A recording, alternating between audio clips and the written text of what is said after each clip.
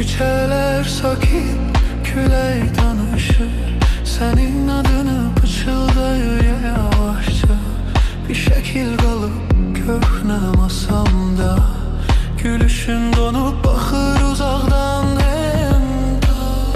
Gözlərim yorulub yollarına, xəyalın gəzir otağımda. Sözlərin qalıb dodağımda, səssiz bir mahnı kimi.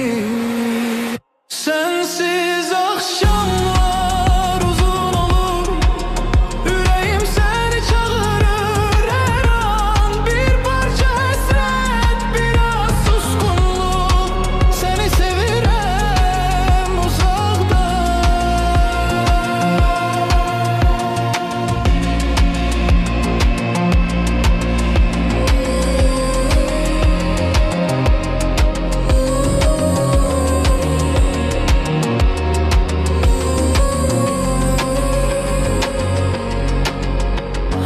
Saat dayanıp zaman benimle değil, bir sen gidenden dünya değişip gözlerimde kalır bir ışık izi. O bakış hele de içimde yaşıyor. Sesler susur, şehir